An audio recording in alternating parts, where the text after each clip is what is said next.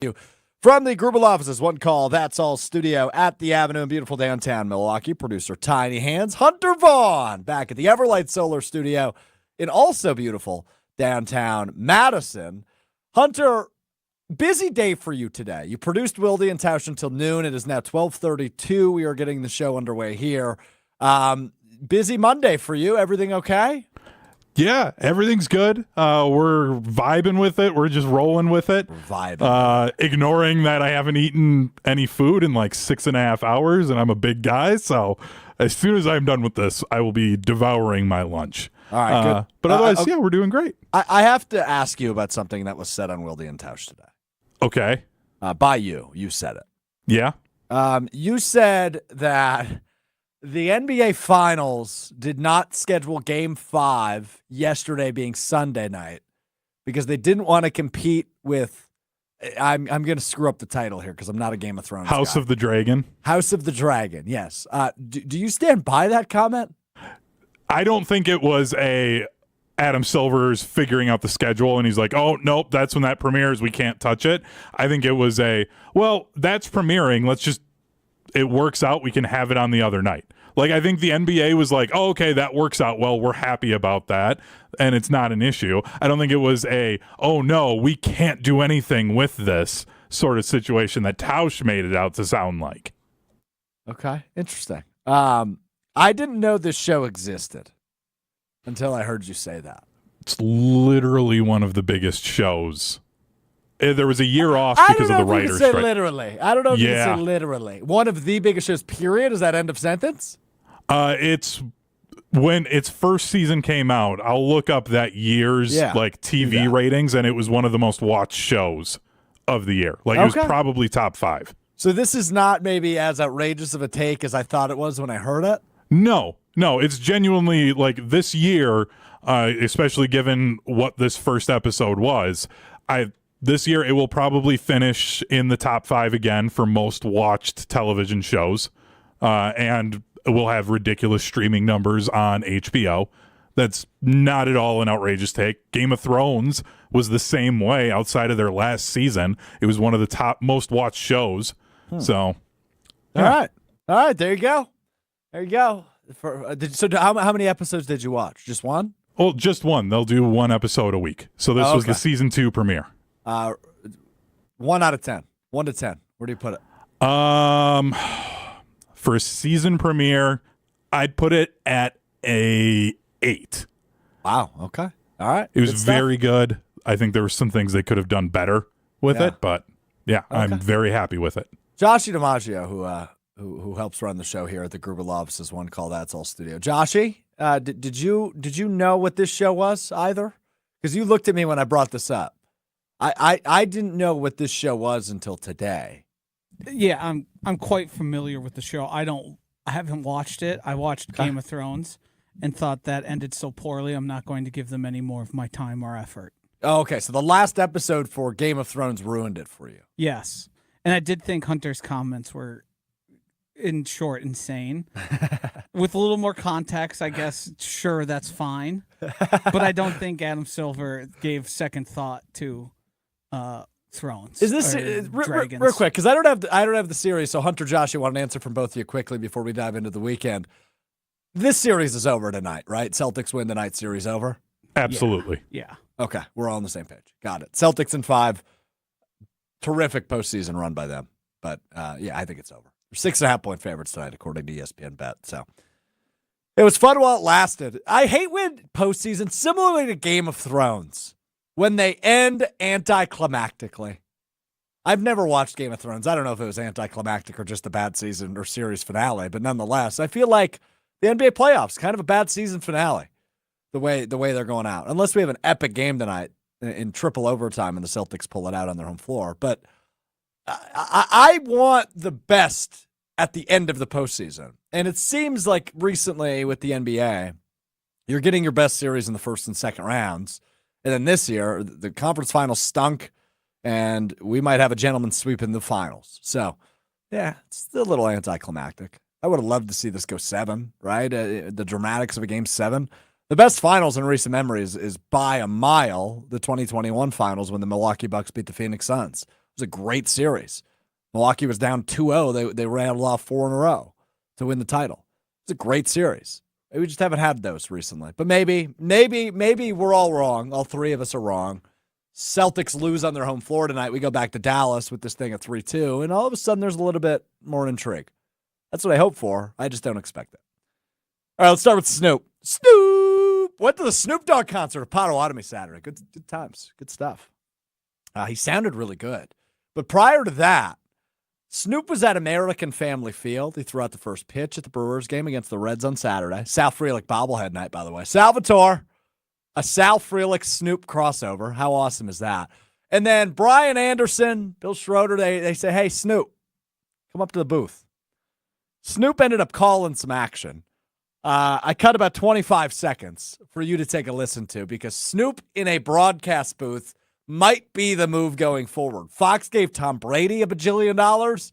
Snoop might be the next guy to say, hey, give me a fat check to come call some sporting events because this was electric. Listen to Snoop on Bally Sports Wisconsin over the weekend. Oh, I need that. I need that back. You want to take it home? Yeah. Oh, good hit. That's a good hit. He can't get there. Oh! Foul ball. Hey, I buck on it. Mom, look, I made it. Man, we gotta get some action going with the Brew Crew for Snoop. They chilling right now. They laid back. You know when you hang out with the dog, you got to be laid back. You know what I'm saying? No So doubt. they laid back with their mind on their money right now. When you hang out with the dog, you got to be laid back. They got their mind on their money right now. I love that. There's if you want to see more of that, on Twitter at Brewers, they tweeted about 2.5 minutes of Snoop in the booth with BA and Bill. And boy, is it awesome. I mean, that is electric. And then Friday on Bally Sports Wisconsin, they were celebrating Bill Schroeder's 30th anniversary in the booth. So they brought back all of his former broadcast partners, which included Matt LePay and Jim Paschke. Obviously, Brian Anderson was in there. You have Matt Verskirchen from the MLB Network now. I mean, there was just a bunch of names, good stuff. So it's shot at the Bally Sports Wisconsin on a great weekend between Snoop and Friday's celebration of Bill. But the Brewers also winning another series. They get two. They get two over the Reds, including yesterday, and then in the deciding game after falling Friday in what was a really sloppy way to lose. Blake Perkins lays down a bunt with the tying run on third, winning run on second, 2 outs. Ends the game, but then ultimately in the top of the ninth yesterday, Perkins makes a great throw from the outfield to get the runner out, the tying run out with 2 outs in the top of the ninth as well. So it was good stuff.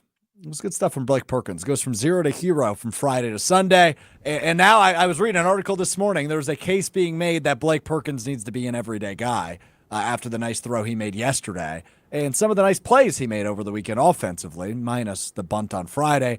Hunter, you've always got takes when it comes to obscure Brewers. I throw Blake Perkins in that group for now, though he could emerge into an everyday guy. Where do we stand on Perk? I'm totally fine with him, even if he doesn't make the great play on Sunday, because this is what is going to happen when you have a young team. I said it at the beginning of the year. It's a young Brewers team. Yeah. You're going to see moments where they rattle off some great baseball, but they're going to make mistakes. Blake Perkins probably hadn't been in that situation in a long time in a baseball game where he's trying to figure out, okay, what do I do? He got 2 in his head, tried to make a sneaky play, and it didn't work out for him, but he learned from it. He said he learned from it, and he's going to move on. So I don't understand. Jesse Nelson had the take on Saturday as he was hosting a Saturday kickoff before the Forward Madison match, saying that Blake Perkins needs to be cut, and he stood by it today on Wilde and Tausch, and I can't stand that. The dude's going to see like 100 and something at-bats in a season. He made a mistake on 1 at-bat in June. Yep. It's okay. It's different when it's Jesse Winker seeing 6 pitches in 2 at-bats in the playoffs, and somehow he's still getting at-bats for Craig Counsell. That's completely different. A young guy trying to make a play, he just got too much in his head. Totally fine with it. Absolutely fine. Keep on going. And I'm ecstatic with the direction the Brewers are in right now. I'm so pumped. They're going to win this division. Yeah, they are. I mean, obviously, it's too early to call the race on June 17th, but a 6.5 game lead over the Cardinals, who are an even 500 at 35-35 on the year. Chicago Cubs, How's last place tasting, Craig?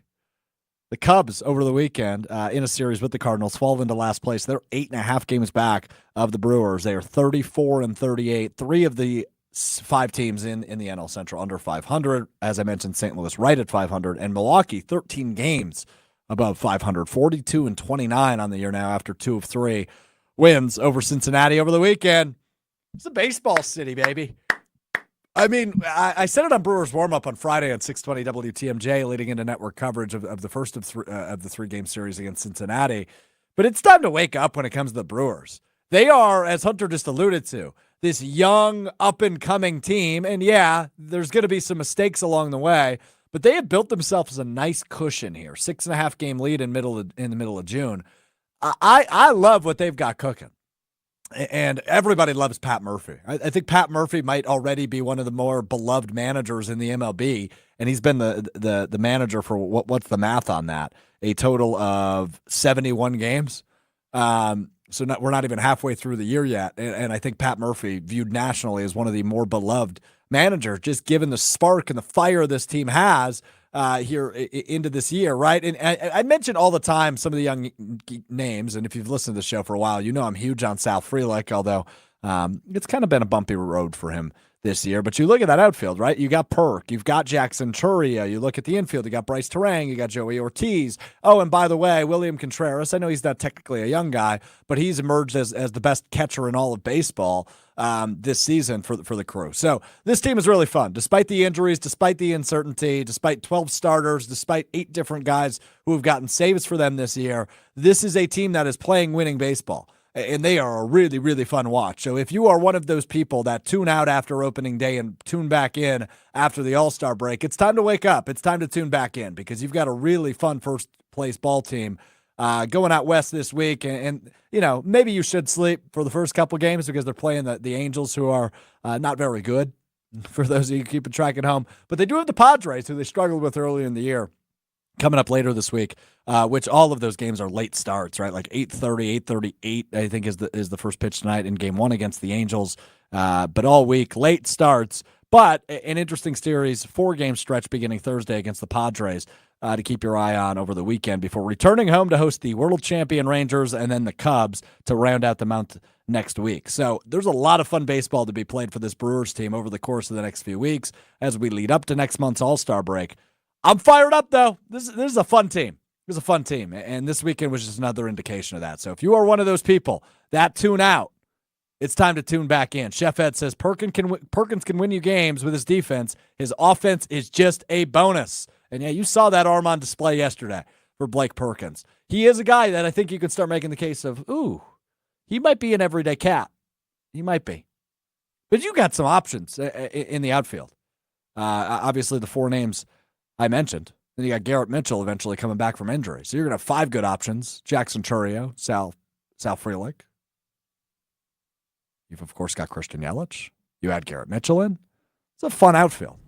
It's a fun outfield, Hunter. Go ahead. The thing that's tough with the outfield, like you said, because of having those 5 good outfielders, and I was listening to the radio broadcast on 620 WTMJ on Sunday, and Churio a couple of times had some fly balls over to right where they could tell, and they pointed it out, that he's getting comfortable with right field and the way that it's laid out, and exactly, because that's a tough thing sometimes for young guys to come in and then figure out, okay, I have this many steps to get to the pole and those different things, and he's starting to figure that out. So I don't want to see him leave right field. Obviously, you can't take Yelich out of left, and then you've got center field. So it's like, somebody might be on the move, unfortunately, and I'd kind of be okay with it if they can figure out a way to get a really good starting pitcher, because with the injuries that they've got on their pitching staff. Are you getting at something, Hunter? Is there something you're getting at right now that might pee me off a little bit? Is that what you're getting at? Salvatore might be a Chicago White Sox. I've been seeing those rumors. Whoa. Hold on. Yeah. I would be mad if they traded him because, I really like Sal. I like him as a dude. I like him as a player. I think he's really look, I understand the situation the Brewers are facing, but you can give him no more respect than the Chicago White Sox, who are the worst team in baseball. they've got some young guys that you could get pieces for, and because of how bad they are, they're going to just be selling to kind of get anything. So they're somebody where you don't have to give up a lot probably to get some of their pieces. So unfortunately, I think he might be heading to Chicago. It's going to suck, but at least he's not going to be a Cub. So you could still enjoy it.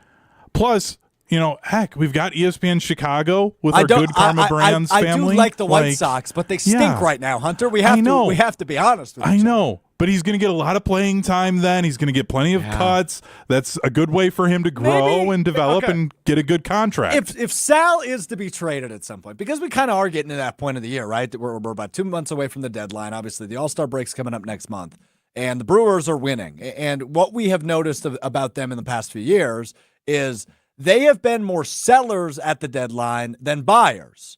However, this year that shouldn't be the case with some of they are winning through the uncertainty right now, right? Like I mentioned, they've had 12 starting pitchers. There's no way to track how many different starting pitchers each team has had in the league. But if I was a gambling man, which I am in this sense, I would bet that's top 3 in the league.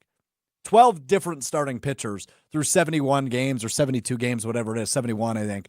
That's a lot. 8 different guys with a save. I imagine that's probably top of the league or towards top of the league. There's a team in first place with a nice cushion ahead of the second place Cardinals, who they're finding their footing for sure, but they're nothing special. This is a team that should be buying at the deadline. And if that results in Sal going elsewhere, can we at least do better than the White Sox? Please, that's all I ask, Hunter. Let's just do better than the White Sox. But you're right. There is a decision to be made in center field. And when Garrett Mitchell returns, which it's sounding like it will be pretty soon, you've got decisions to make. And I think Blake Perkins over the weekend made a very good case for why he should be the everyday center fielder. And you feel pretty darn comfortable, Hunter, right? If it goes from left to right, Yelich to Perk to Churio. You would be comfortable with that, right? Like I feel like I like that outfield lineup. If that's your technical everyday lineup, you'd be comfortable with that, right? Yeah, I'd be great with that, and having Mitchell to come in as a backup there, you're feeling good about that outfield. It's just they've got to figure out a way to get more pitching depth. It's just they're doing fine right now, but to win playoff series, you need more than what they have. Tony on the YouTube chat says, if you're going to tease a rumor about Sal or anybody being shipped out, do you want to reveal where the rumor started and who the Brewers get in return? Hunter, the floor is yours. You brought it up. I'm looking to find the exact website for who. I've seen Garrett Crochet being thrown around as a name that the White Sox might be trying to ship out. I'm just trying to find the exact website so I can give the proper credit for that. Well, we can come back to that. I think the point here is, though, this Brewers team is really fun. And Friday sucked the way that game ended. But a win Saturday, a nice win Saturday, 3-1. And then, obviously, the way it went down yesterday, Blake Perkins going from 0 to hero over the weekend, was a really nice way to cap it off. And now you get this West Coast road trip this week. The Angels, man. I'll watch one of the 3 maybe. But that Padres series is interesting because the Brewers did struggle with them earlier in the year, so we'll keep an eye on that. Let's move on to the Green Bay Packers. We go to the 9-2-0 as the Packers release their training camp schedule today. We knew already that July 22nd at 10:30 would be training camp date number 1. We now have some dates for joint practices. We have some dates for family night, which is August 3rd, I believe, whatever that Saturday is. So you've got some dates to take a look at. Your first practice will be, as I mentioned, July 22nd. Last one, August 22nd, of the different schedules open to the public. You've got preseason games on the 10th, the 18th, and the 24th is the final one. The last practice open to the public, as I mentioned, on August 22nd will be that joint practice at home against the Baltimore Ravens. So ending the open to the public portion of the offseason with a joint practice against a really good team is a fun way to end training camp, which, by the way, is just over a month away, July 22nd, as I mentioned. That's the only time that has been announced, 10:30 a.m. The shareholders meeting will take place in the Lambeau Field atrium as well that day at noon. So a jam-packed day up in Green Bay to kick off the work week on July 22nd. And then you've got 2 or 3 practices pretty much every week that you can attend, minus that second week, that final week of July into that first week of August. You've got 4 open to the public practices on the 28th, 30th, 31st, and 1st, and then you've got family night at Lambeau Field on that Saturday night, August 3rd. So stuff to keep an eye on. There you go. That came out just about an hour ago. So if you're looking to get up to Green Bay, if you live in Green Bay and you're trying to plan it out, feel free to take a screenshot. There it is. There's your schedule for the offseason program.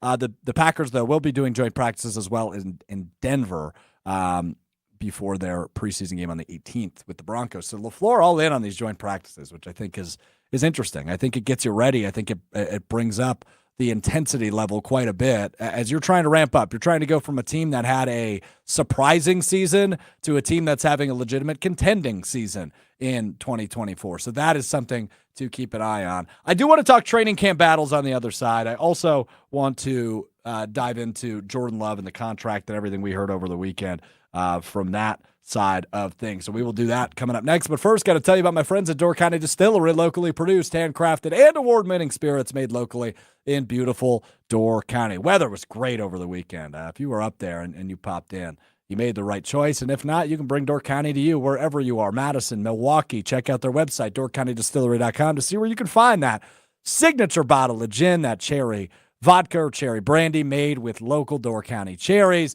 or any of the in-betweens, whether it's the whiskeys, the single malt, the rye, the bourbon, all award-winning, all delicious, all in a good price range. It is just terrific. They do it better than everybody else. They're local, support local, make the right choice. Visit their website, DoorCountyDistillery.com. You can also find that huge list of unique cocktail recipes, including some that we made up when we were up there shooting commercials like the one you're going to watch right now. Back in 60 seconds with the most intriguing training camp battles for the Green Bay Packers. It's Mr. Relevant. I'm Alex Strouf. Back at Door County Distillery in Carlsville, Wisconsin, with my friend Beth from Door County Distillery. We're mixing up the peach gin and juice today. That sounds like Snoop Dogg would love it. Talk to me, Beth. What are we mixing? So we're using our gin, our flagship gin today. It's gin, lemonade, a little grenadine, and then our peach wine. So you remember the Carlsville sour we did last year? I do, very well, yeah. Same concept. It's just the gradient's gonna be in reverse. So I'm gonna start with 1.5 ounces of our gin. The classic green bottle. We're gonna do 1 ounce of grenadine, 2 ounces of our lemonade. We're gonna stir that with our bar spoon. Got it, before we add the wine. And then we're gonna use the back of our bar spoon to float the peach wine on top. And there we go. Looks like summer to me, Beth. Cheers. Cheers. The peach gin and juice from Door County Distillery with my friend Beth. Check out their website with a huge list of unique cocktail recipes at DoorCountyDistillery.com. That's DoorCountyDistillery.com. I didn't even wear the shirt on purpose today. I didn't realize I was matching the commercial, Hunter. That was a good editorial choice by me. That was a complete coincidence. So there you go. As we dive into, we're about a month plus away from training camp, which I just mentioned kicks off July 22nd for the Green Bay Packers. I was thinking over the weekend about how, the Packers are in a really good position, right? When we compare to where we were a year ago. There was uncertainty everywhere. Quarterback, wide receiver, running back was the one position offensively you felt good about. Tight end, right? You had 2 rookies coming in that were going to be your 1 and 2. Offensive line, I'm not even sure you felt completely comfortable with because there was still uncertainty surrounding David Bakhtiari. You didn't really know who your right tackle was yet until Zach Tom had his welcome to the NFL moment, and you go, holy crap, that guy's incredible. And he's catapulted into the second best O-lineman for the Packers. There was so much uncertainty, especially offensively last year. And then you still had Joe Barry as a D coordinator, so nothing felt comfortable for the Packers last year as they entered training camp. So this year, we're in a little bit different of a spot as Green Bay Packers fans. You feel comfortable with the offense. You feel comfortable with the defense. Obviously, a new defensive coordinator in Jeff Hafley, who's going to bring you something, right? He's going to bring you a little juice. He's going to bring a little bit of a schematic change, right? I was reading an article this morning, and it was weird to me to read Packers DE Rashawn Gary talks about being healthy. Defensive end Rashawn Gary. Just something you weren't used to in the old Joe Barry defenses. He was technically an outside linebacker in that defense. So all these exciting changes and positive vibes coming out of 1265 Lombardi Ave had me thinking, all right, where should we have our eyes when training camp kicks up in a month?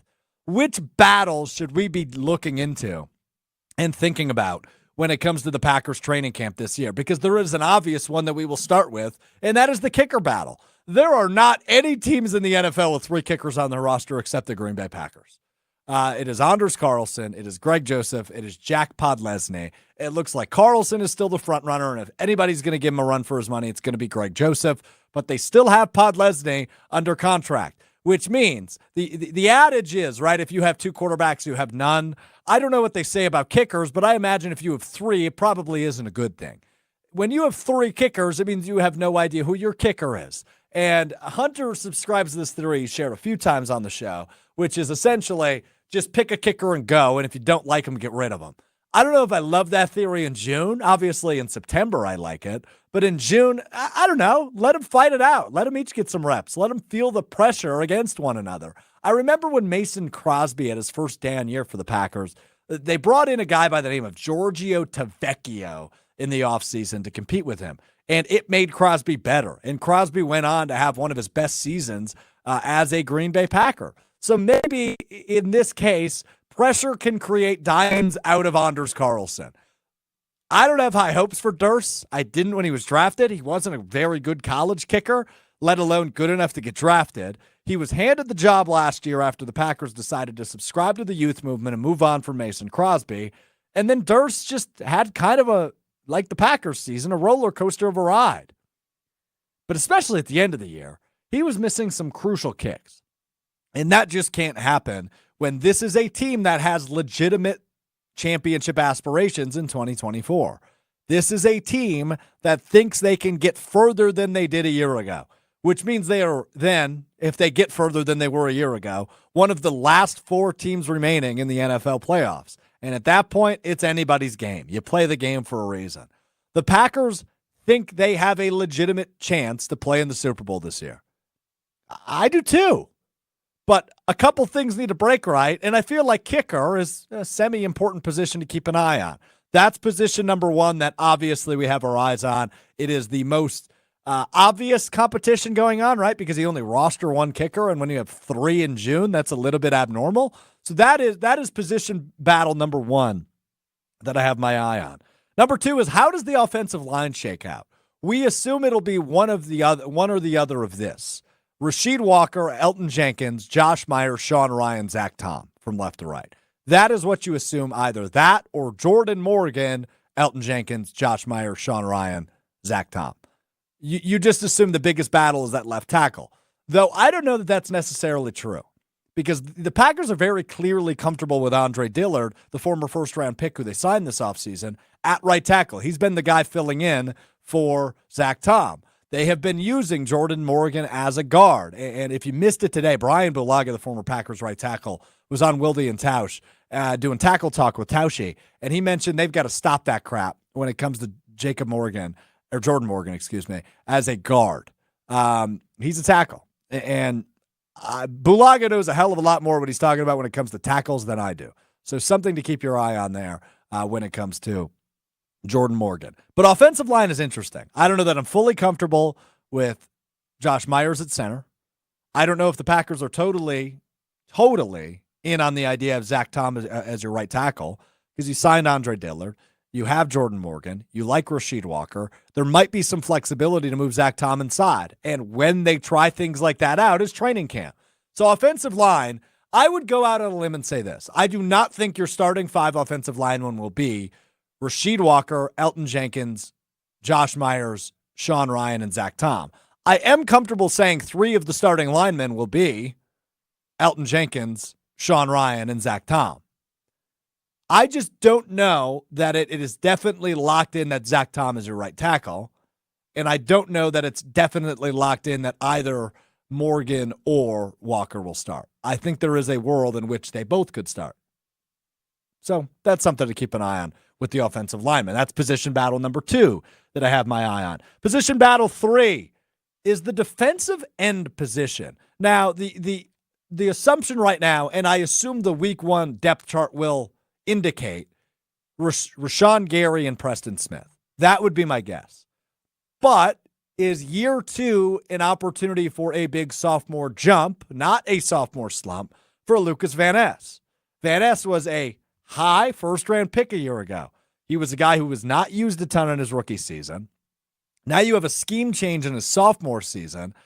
Something I'm intrigued by is if Lucas Van Ness can make a jump to the starting lineup. Will he be one of those top 2 defensive ends alongside Rashawn Gary?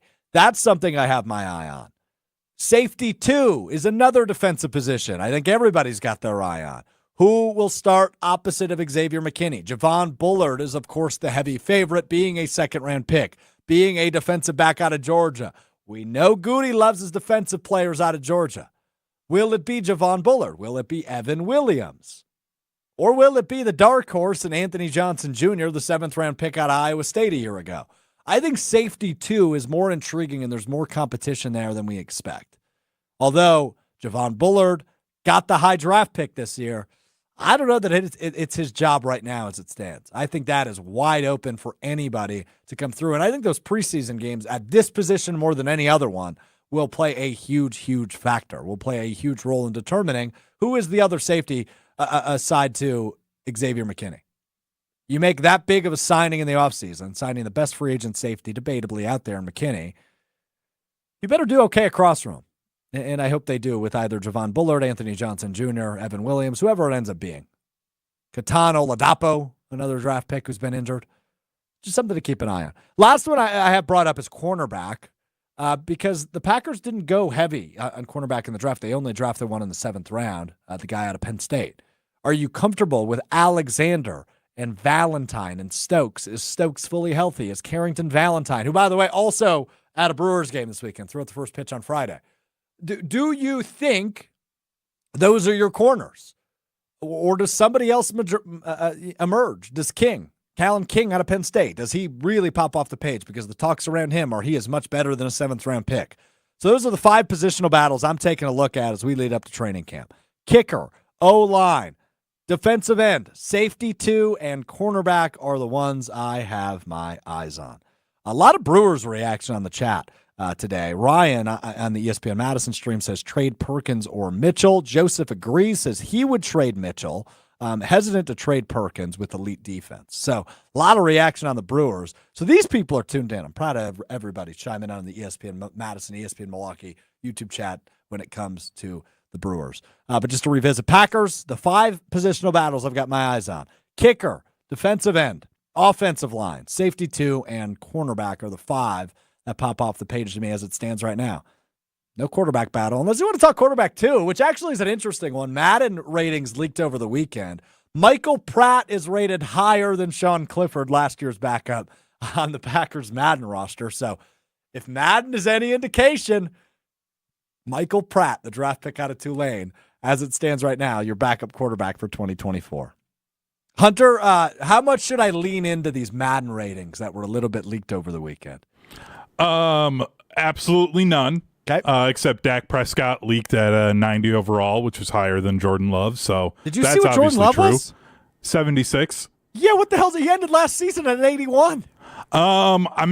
It's got to be the throw accuracy ratings that are just tanking it for him. Yeah, I'm gonna guess it's like his deep and medium throw accuracy for some reason is just wonky. Because I don't know what else they would like mess with him. They had him at an 81 speed, which usually like pushes quarterback ratings up because I'm such a like Madden nerd. I know those things. So that's literally after the first update that they'll do to the rosters after like the preseason. Yep. He's going to jump up to like probably close to an 80. Like that's just usually what happens to guys like that. I would hope so. I think he finishes the year as a top 10 rated quarterback on Madden. I would guess so too. He'll get up to the mid 80s. But a 76 feels disrespectful for a guy that's going to get paid. Yeah, but they're usually not kind to like second year quarterbacks. Like Which Love is technically right. Yeah, so it's like I think that's also part of it is they're kind of viewing it as they'd rather have to bump him up a bunch than put him at like an 85 and then say, "Oh, okay, now all of a sudden he's just going to fall down into the 70s. So Madden's weird with that stuff. I only pay attention to it when Dak Prescott's higher than Jordan Love. Okay, fair enough. Guess I won't argue with that. Will his contract be higher than Jordan Love, though, is the question. Unfortunately. As the speculation continues around Jordan Love. Will he be the next quarterback to sign? We talked about it Friday. Pretty Ricky 213, the People's Insider, which, by the way, Awful Announcing wrote an article about him over the weekend. So people catching on to the Pretty Ricky 213 vibes but Pretty Ricky said the Packers are racing to get a deal done. I would anticipate this before we hear from Jordan Love from over the weekend on a cameo. So Jordan Love has a football camp in the Milwaukee area on Tuesday, July 16th. On Wednesday, July 17th, quarterbacks and rookies report to Packers OT or training camp. I would guess that is the week a deal gets done. Somewhere between Thursday, July 11th and the start of training camp, July 22nd. I would say that's about your 11-day range in which a deal will be reached. Between July 11th and July 22nd, Jordan Love will become, I would guess, the highest paid quarterback in the league at that moment when it comes to annual average per year, his average salary, however it averages out. I would guess, because Trevor Lawrence and Joe Burrow currently tied at $55 million a year after Lawrence's contract last week, I would go ahead and guess that Love will be either with them in that group or above that, assuming Tua Tagovailoa and Dak Prescott don't get a deal done prior to that July 11th through July 22nd range is where my estimation is on Jordan Love's contract signing, Hunter. Before we get too far into the contract stuff for Jordan Love, Joseph on the YouTube chat bringing up a position battle you did not mention, the long snapper one. Oh, yeah. As Joseph thinks that could have been a part of Anders Carlson's kicking issues, were some bad snaps that weren't getting the ball in the right spot. So any thoughts there? It's a good point by Joseph. It is a good point. Look, I'm not going to sit here and tell you I am the authority on long snapping battles. I don't know what the hell I'm evaluating. Whether it's, you know who would be good for that is Brad Nortman. Weekdays 2 to 5 on Kyle Broston Nortman, the former NFL punter. He would know a heck of a lot more about that than I would.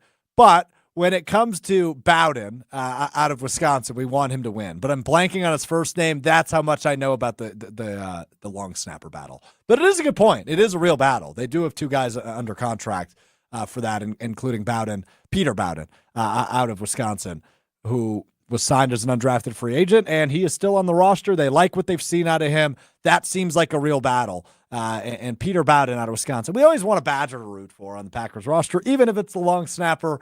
So hopefully he wins that battle, and it is an improvement at that position. It is a good point by Joseph, but I just don't know how to evaluate long snapping. That's why I didn't bring that one up, but it is a good call. When it comes to the Love contract, though, I still feel very similarly to how I did a week ago. I think it is a non-story until it is a story. And if we get to July 22nd, if we get through that Sunday night and we do not have a deal reached and the Packers are scheduled to step foot on the practice field at 10:30 a.m. Monday morning, and I go to bed Sunday night without a deal in place, I will start being a pessimist. I will start being negative. I will start worrying about what the Packers are doing in the negotiation room that has led to this long of a holdup when it comes to this contract. But I would guess by July 22nd, there's a deal done. That's that. Jordan Love over the weekend recorded a cameo. He was on a football field in the cameo. And he was asked to record a Happy Father's Day message. Here's Jordan Love from over the weekend. The Bears fans out there, go Pack.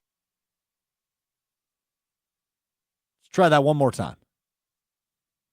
Happy Father's Day to all the Bears fans out there. Go Pack, go. That is a Father's Day wish from the Bears' father, Jordan Love, who wishes all Bears fans a happy Father's Day after he goes 2-0 in his first year as the starter against them. I would like to give a hero award, say thank you to whoever in the world sent that to Jordan Love on Cameo or whoever got him to record that video. Because I saw some Bears rookie over the weekend saying F the Green Bay Packers on Barstool Chicago. It's just like, hey, ownership has been maintained for the last 2 decades by the Green Bay Packers. Favre signed it over to Rodgers. Now Rodgers signing it over to Love. And on his second Father's Day as the Packers starting quarterback, he records a 5-second video saying, Happy Father's Day to all the Bears out there from your daddy. Damn straight, Jordan Love. Well said, my man. I love that swagger. He started his tenure as the Packers starting quarterback by going to Chicago and whooping their asses. There's nothing better than that right there, man. Tell you what. All right, time to wrap up the show as we always do. You learn something new every day.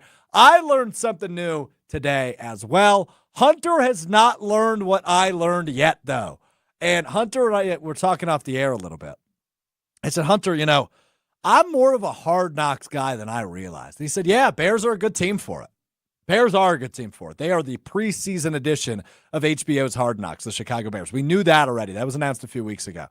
Today, though, Hunter, if you don't mind popping yourself on the screen because I would like to watch your reaction. Oh, geez. Announced today, though, is the in-season edition of Hard Knocks, who they will be following during the season. Do you have any guesses? I'm going to guess that it's going to be the Cowboys, isn't it? It is not the Cowboys. However, Okay. It is an entire division. I will give you that hint. I have mentioned several times on the show there is 2 divisions I am really intrigued by this NFL season. We can go ahead and eliminate the NFC North because the Bears are already part of the preseason edition. The other division that I have been intrigued by, who has been selected for the in-season edition of Hard Knocks, Hunter, is the AFC North. You are correct. The AFC North, Bengals, Browns, Steelers, Ravens will be featured on the in-season edition of Hard Knocks. So not 1, not 2, not 3. All 4 teams in the division, maybe one of the toughest, if not the toughest division in the entire NFL, will be featured on the in-season edition of Hard Knocks announced earlier today by HBO. I'm fascinated by this. I hope this works, though. I just worry, right? Each episode is an hour long. That's only 15 minutes on each team. Are we going to be able to get in the weeds enough in a tough division? Because legitimately, Hunter, right? Like, I would assume the Steelers are the worst team in this division, but Mike Tomlin goes over 500 every year. He wins 9 games like it's clockwork. So they might not be the worst team in the division. The Browns are hoping with a healthy Deshaun Watson and a healthy Nick Chubb and a good defense, this could be a playoff team. Cincinnati was just in the Super Bowl a few years ago. If Joe Burrow can remain healthy, that's a 12-win team. And we just saw what Baltimore did last year. Their quarterback won the MVP. They were in the AFC Championship game first time Baltimore had hosted that. They're looking to get a step further this year. This division's very, very sexy on paper as it stands on June 17th. But I worry we're not going to have enough camera time in these episodes for all of the juicy scoops and tea going around in the division. But I'm fascinated by it. Yeah, but I think it's also going to be like every week, I think it'll change up a little bit. Like you might just get a short update on the Steelers one week, but then if it's Ravens Bengals, you're going to get much more of that going on for that week, and they'll kind of change it up. So everyone ends up with about the same amount of airtime, but I think every episode you're going to see a disparity one team to the other based on what's going on, what happened that previous week in their games, as well as what's going on looking ahead. So that'll be really fun too. Because like late in the season, you're going to get probably very heavy Bengals Ravens battling for the division. And then it's going to be like, oh yeah, by the way, here's the Browns. Here's the Browns, by the way. Here's Deshaun Watson. Here's Kevin Stefanski. There you go. All right. That'll do it. That will do it for us today. We are back with you Friday. No show Wednesday, celebrating the Juneteenth holiday. We will be out at the Milwaukee Juneteenth parade, and then back with you Friday at 12:30. Lots of off-season juice to dive into. We will continue to do that here on Mr. Relevant. Big thanks to Hunter. Big thanks to Joshy for keeping us on the air, making us look and sound good. We're back with you Friday. Enjoy the week. We'll talk to you then. It's Mr. Relevant. I'm Alex Strouf. Peace.